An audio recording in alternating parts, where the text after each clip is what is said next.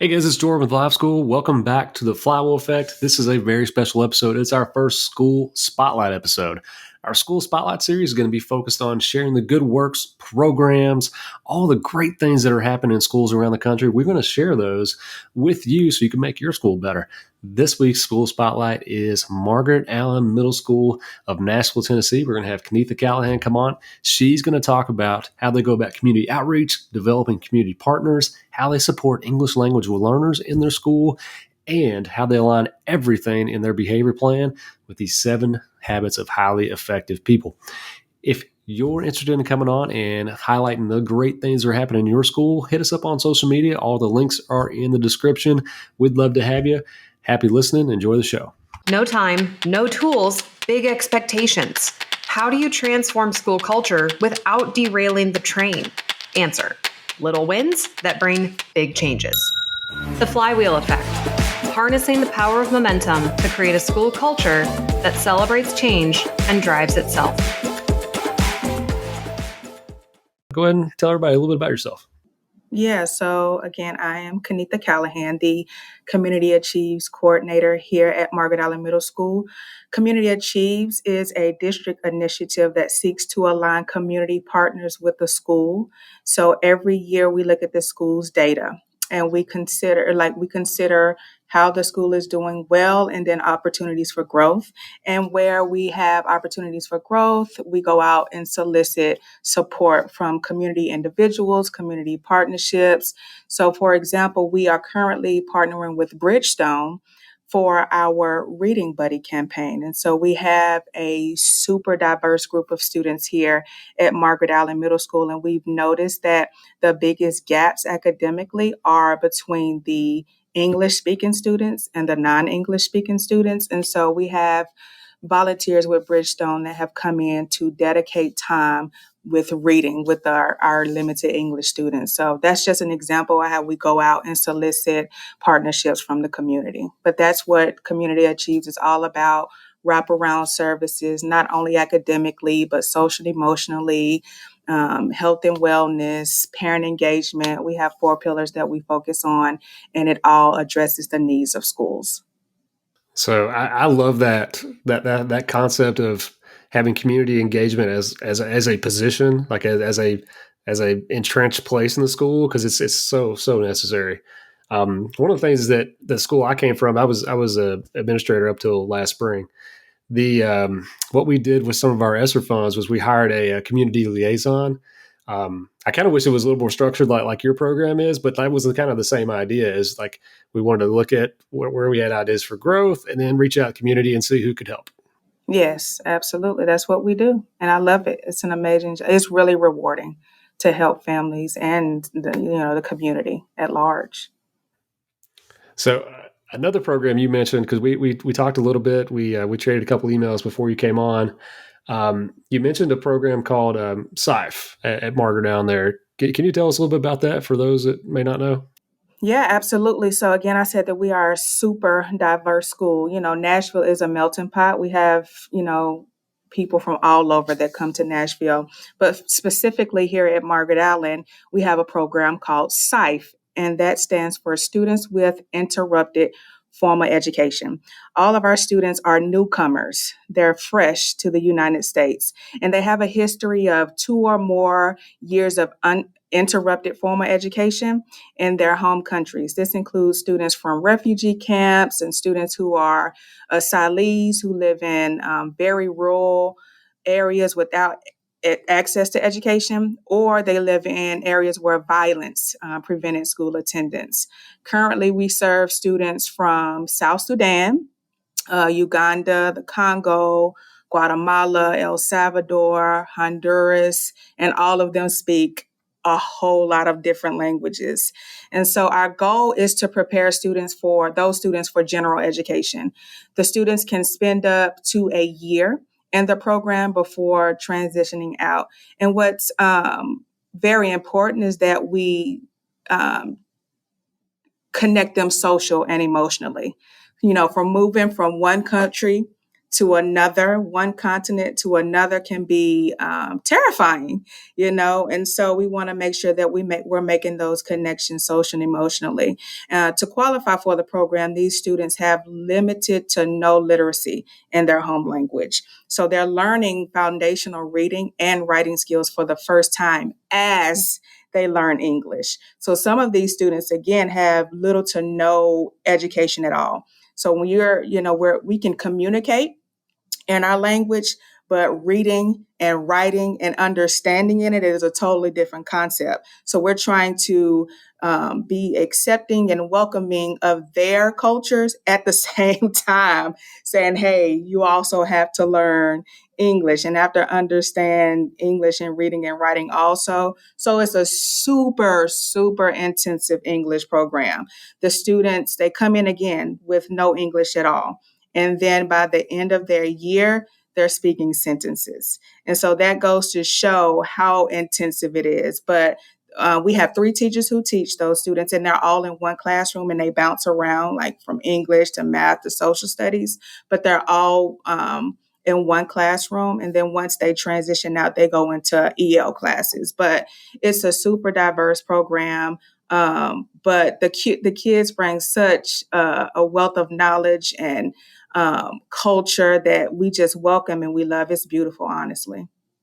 Oh, I was just going to jump in. I was just curious, Kanetha, are the 2 programs kind of overlapping too? I mean, it seems like there's such, like for those students being able to meet with, for instance, the folks from Bridgestone, do those 2 programs overlap, or are they kind of separate programs? They don't. So because it's so intensive, we typically don't partner those students with volunteers until they do the transition.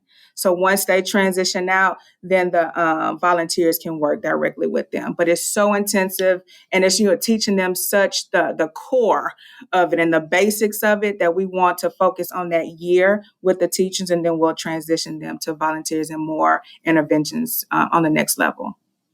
That's amazing. Yeah. It's so hard what those kids are doing. I mean, if you think about yourself as even as an adult, like how hard it is, like when you change jobs or you change cities, or as a kid, if you ever change schools, like to the next town, like this is like level 10 compared to any of those kind of things. So very, very important work and huge for their success. You mentioned one part there that I wanted to touch on because I thought it was a very cool aspect for the other kids that go to that school is the cultural aspects they bring to your school. How does that affect your school culture as a whole? Yeah, so it's, again, we're diverse, right? So the presence of the SCIFE students broadens the perspective of not only the students, but the staff also. So we get to learn about their backgrounds and the global events that happen around the world. And our students are from those, countries, and then how it impacts them here at home, and so it just builds empathy for our immigrant and refugee students. And so we are really working towards a culture that welcomes and appreciates belongingness and respect for all cultures and identities, because it truly can be hard, because we, us Americans, we do things a little different than a lot of other countries. And so when you bring, kids from, Africa or South America over, it's just learning those cultures and respecting that we are different and we do things differently, but no one should be mistreated because they do something different than we do. So we're really working towards a culture of inclusivity and welcoming everybody and knowing that we are, one nation. We're all humans and we should love and respect each other no matter our differences. Very cool. Do you guys try to incorporate those things into like school-wide events and that kind of thing?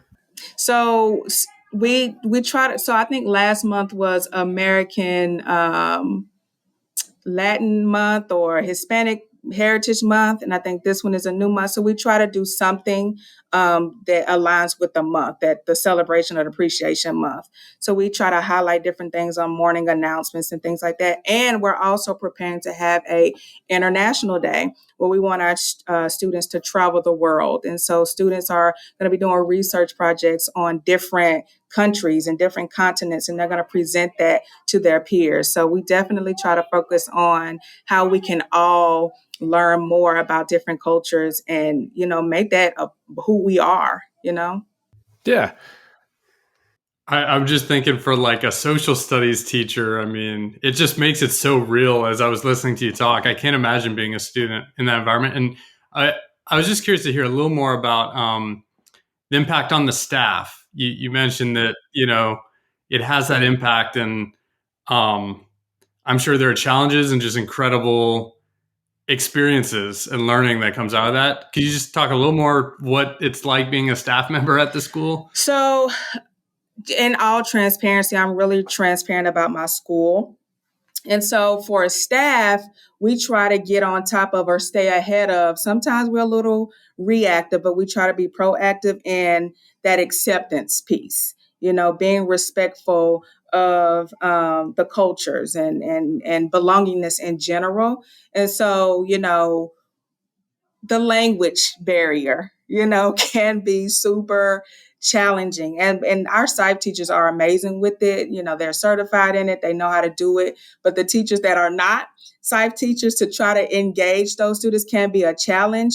But, we try to get on their level and try to understand that all we're doing is blurting out English, but so what we try to do is learn, some of their language also, to try to communicate, even if it's basic things like how to say hello, how are you, those kind of things.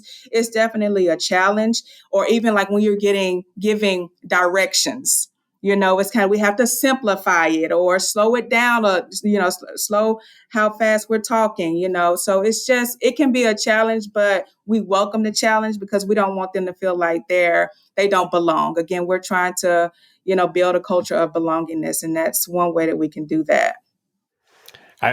I love making those kind of things your strengths. So I like when you go into a school and you see flags from all sorts of the various countries and stuff like that. I think that's really cool and kind of makes everyone kind of feel at home. I like that kind of thing.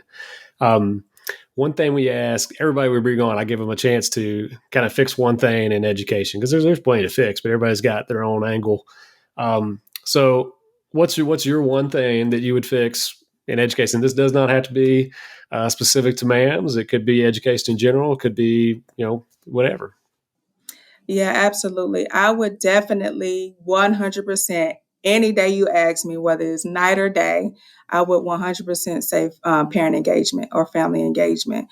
Typically on the elementary school level, the families are more engaged. Of course, because the students are a little more dependent, but the older that our students get, just historically, we've seen a drop or a decrease in family engagement on the middle school tier or on the high school tier. But I think parents should be even more engaged the higher they go, because again, students are getting more and more independent. And so that can be a good thing, but that also can be a more challenging thing, because once they stop being dependent on us, they start being dependent on others. And most of the time it's their peers. And, peers oftentimes swap ignorance, and that can become a challenge. And so I just think that the more parents are engaged with their students from pre-K all the way to 12th grade and beyond, the more successful students are. In a lot of school districts, parent engagement is optional. My daughter attends a school where it's mandatory, and they're the number one elementary school in the district. And I think it has a lot to do with the accountability piece they hold for parents. And I just wish that we could, as a district and across the nation, we could adopt, mandatory parent engagement. Again, the more parents are involved, engaged, the more successful children are.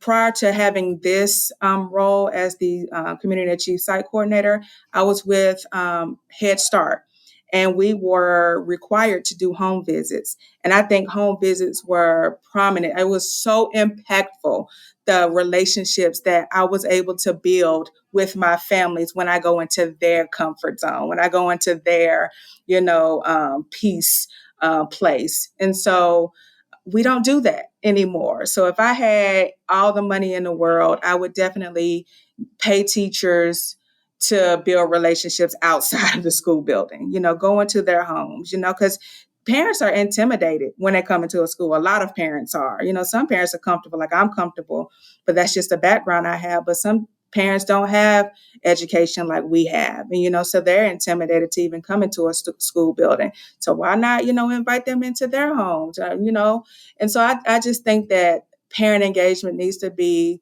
more of a priority for schools, and not only for math night or, parent teacher conferences, things outside of the school. I just wish parents were more engaged, and I think it should be mandatory. I think parent engagement should be required and mandatory, and I think parents should want to do it. That's another thing. I do understand that parents are having to work 2 and 3 jobs, but again, that's that whole home visit piece. I'm gonna pay you to go after hours, take a group of teachers or 1 or 2 teachers if it's safe, and go hang out with the families, get to learn the families a little more. I think that a lot of times we say, a kid comes in with issues and we say, well, what's wrong? What you do, or who did something to you? But it's so many factors or so many situations that our kids are bringing in from home. And I think if we understood home life more and we took that extra step to get to know our families a little better, to help us, that whole perspective piece, to help our paradigm shift on how to engage our students.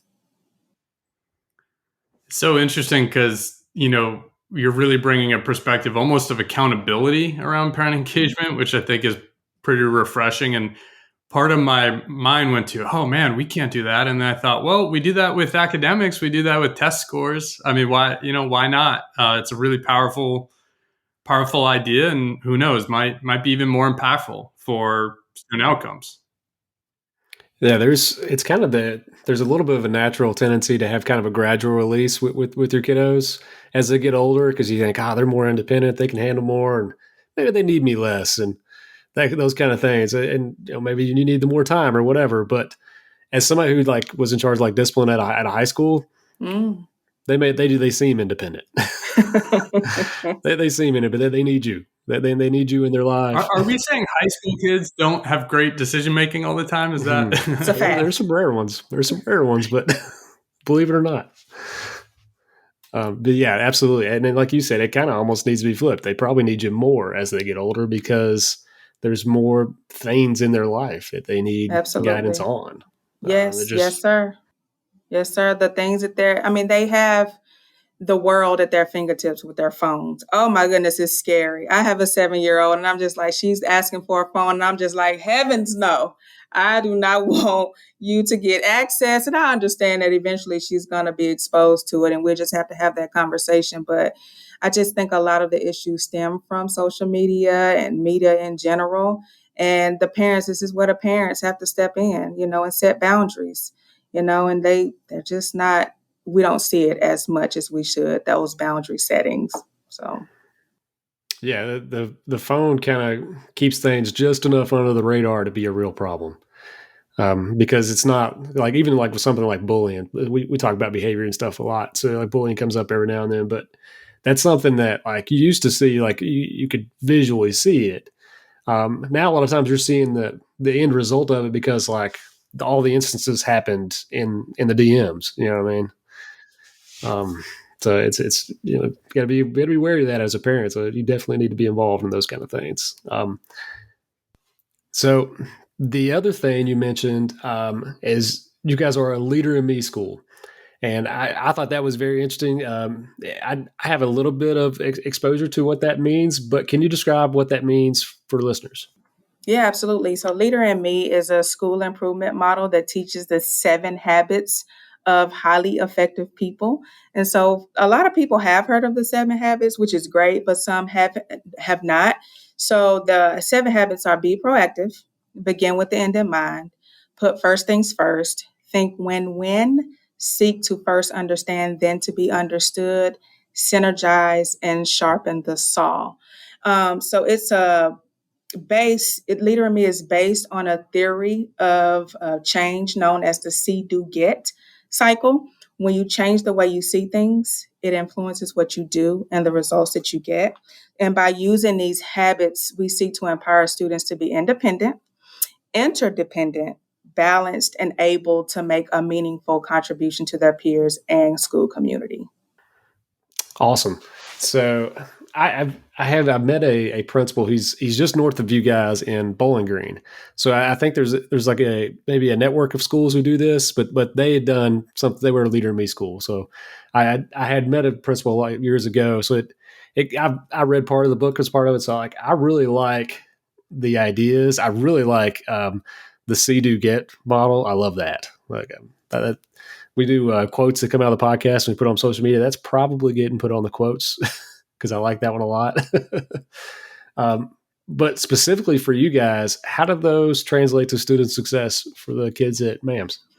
Yeah, I mean, so if you roam the halls, sometimes you'll hear a teacher use one of the habits just in regular vocabulary. For example, in an altercation amongst, two kids or whatever, you may hear them say, well, how can we think win-win on this situation?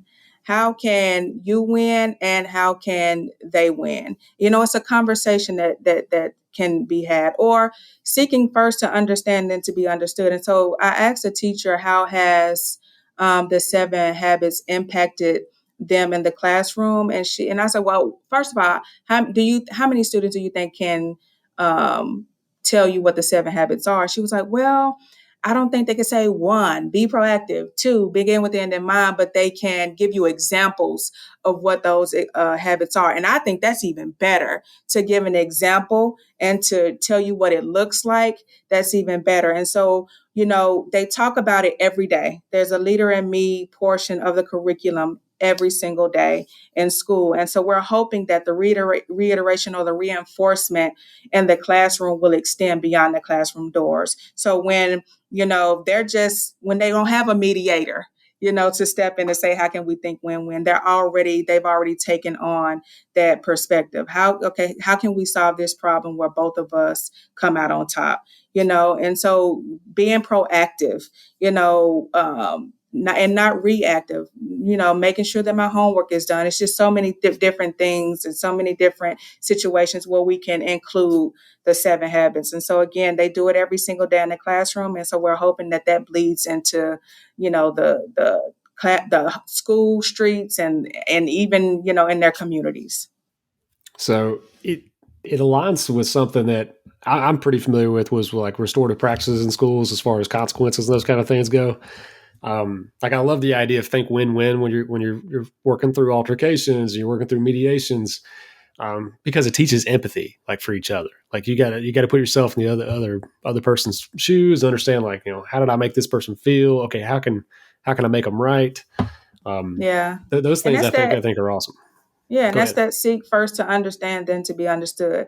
In the heat of the moment, I don't care what you have to say. I'm going to get my point across and you're going to hear what I have to say. But it's like oftentimes, again, in the heat of the moment, you are not focused on how the other person is feeling or how they were impacted or what made them respond and what did they respond. So it's just a matter of seeking first to understand, then to be understood, And so again, and that aligns with also restorative practices, so it's just, and we are a restorative practices school. So all of it ties into each other. And just, I think it can be super impactful if everyone has that buy-in, and then the students, you make it relatable to the students. Again, you're learning about it here in the classroom, but how can it help you outside of the classroom and even when you go home?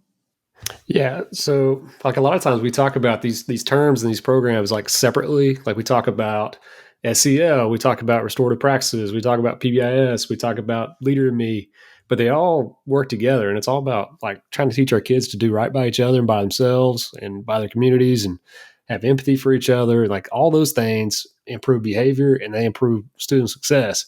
So that there's a way they can all work together, which I think you guys are doing pretty well. One thing I wanted to ask you, how is LiveSchool helping you align those things? Yeah, so I absolutely love LiveSchool, but we've created a chart, a LiveSchool chart that outlines ways students can earn points using the 7 habits. And so, for example, students that are proactive are on time to class and get started on their work right away. And so when teachers are in class, they can log points saying, okay, well, that student got started right away. Let's give them 5 points. The student was on class. Let's give them 10 points. One of our main focuses is increasing student attendance.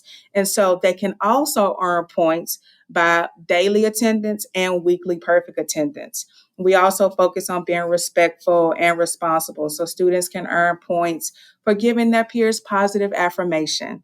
Oh my gosh, you affirmed your friend, you can get 25 points.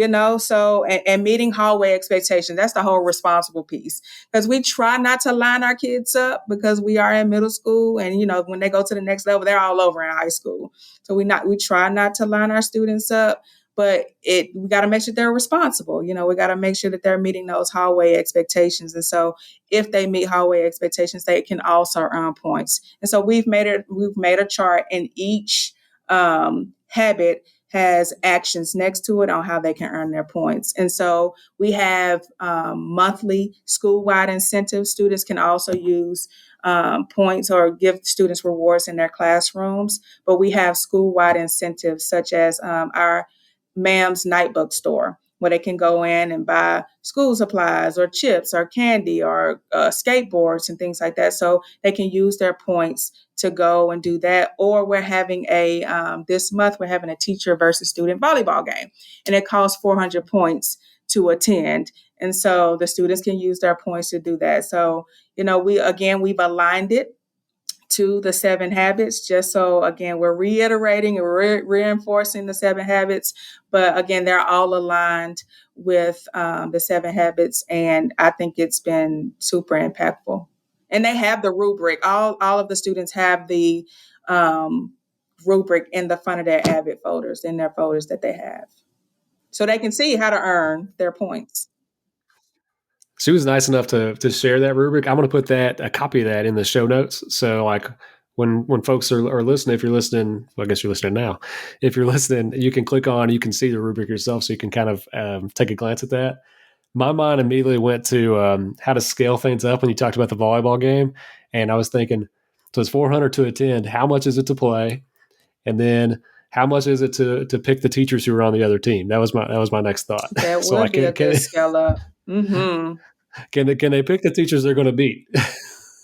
No, we're going to beat them. It's not, it's not even no competition. We're going to smash them. That's right. We believe in you. Of course. Now I'm looking at the rubric, and one of my favorite things about it is how the points are laid out and what they're worth, and the things that are, supporting others are worth more points. I like that a lot. That I think that's how you build a good culture. Yeah, we were very intentional about that. That respectful piece is super. That positive affirmation of peers is super important to us, because again, and I don't know what you all call it, but they talk about each other or roast each other or, throw shots at each other, whatever you want to call it. And they just think yeah, exactly. They think it's funny, but sometimes it's offensive, so let's not talk down about your friend. Let's lift them up. Say something nice about them. Oh, okay, good. Well, and you can highlight it. Coriana, you said that her shirt looked nice today, or that she did a good job on her test. You're going to get those 25 points, so it's helping build the culture. One thing I'm really curious about for the SIFE students and getting them to understand the behavior rubric, how does that? It's simplified. It's very simplified. They still get points. Gotcha. And again, positive affirmation is positive affirmation across, all languages. And so being on time is being on time across all languages. Of course, you say it in a different language, but it's really simplified to where they can understand it. Mainly it's keeping your hands to yourself, but you can align it with one of those habits. But again, it's simplified and the teachers are able to share it in a way that they understand. Well, thank you so much for sharing about your school and allowing us to spotlight MAMS. And before we go, if anybody wanted to reach out and ask you about any of the wonderful programs you've mentioned, how could they find you? Yeah, you can shoot me an email, Kanetha, Kanetha .Callahan, Callahan, at mnps.org. That's Metro Nashville Public Schools.org. Thank you very much. That'll be in the show notes as well. Well, we know you've got a school to run and a culture to build and a community to reach out to and all the things. So we won't take up any more of your time. Matt, do you got anything before we go? No, thanks so much. This was really fun. Perfect. Thank you all. I'm honored. The flywheel effect, harnessing the power of momentum to create a school culture that celebrates change and drives itself.